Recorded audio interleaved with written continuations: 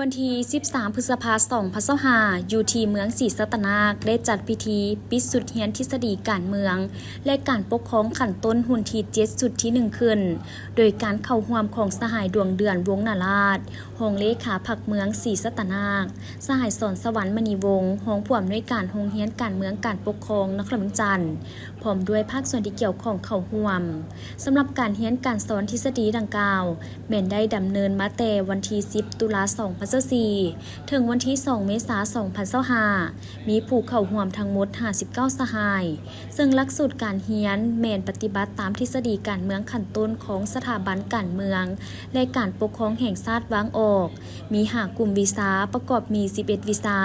มี61บทเท่ากับ420ชั่วโมงพิเศษทางโรงเรียนได้เพิ่มภาคแนวทางของภาคและเวียกงานจุดสุ่มของนครเมืองจันทร์เป็นภาคหนึ่ง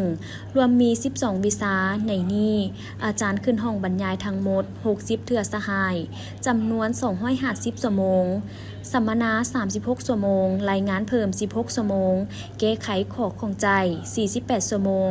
สอบเสียงเขียน12ชั่วโมงและสอบเสียงรูปแบบสัมภาษณ์24ชั่วโมง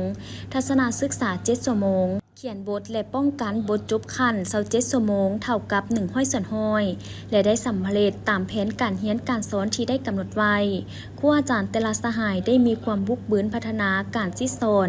ส่งความรู้ให้นักศึกษาอย่างเป็นระบบถูกต้องตามหลักสูตรกำแนนบรรดาหลักมูลบรรดากฎเกณฑ์แนวทางนโยบายของภาครัฐแนวคิดไก่สอนพรหมวิหารบรรดาหลักการและการสิสอนส่งความรู้ด้วยหลายรูปแบบที่สอดคล้องกับการสิสอนอย่างตั้งหน้าผ่านการเรียนการสอนสามารถตีราคาได้ว่านักศึกษาแต่ละสหายมีความสามัคคีมีความเห่าหันบุกบืนสุ่มเหือแหงสติปัญญาเข้าในการเก็บกำสั่งรวมความรู้ด้านต่างๆพร้อมทั้งการแสดงความคิดความเห็นแลกเปลี่ยนบทเรียนและพฤติกรรมนำครูอาจารย์และนักศึกษาด้วยกันตั้งหน้าฝึกฝนหล่อหลอมตนเองหอบด้านและสามารถยัดได้ผลงานด้านการทำเรียนคือ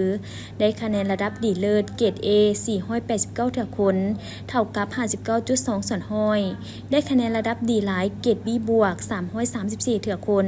เท่ากับ 40.4 ส่วนห้อยและได้คะแนนระดับดีเกรด B 3เถื่อคนเท่ากับ 0.36 ส่วนห้อยนักศึกษาเรียนเก่งมีวินัยดีประเภท1คะแนนรวม 52.5 ขึ้นไปคะแนนเฉลี่ย 3.75 ขึ้นไปและคะแนนป้องกันบทจบขั้นได้คะแนนดีเลิศเกรด A มี26สหายนักศึกษาเรียนเก่งมีวินัยดีประเภท2คะแนนรวม 50.5 คะแนนเฉลี่ย 3.60 และคะแนนป้องกันบทจบขั้นได้คะแนนดีหลายเกรด B บวกมี26สหาย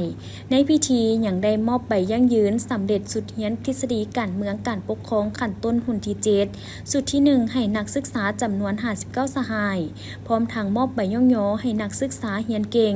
มีวินัยดีประเภท1และประเภท2ตื่มอีก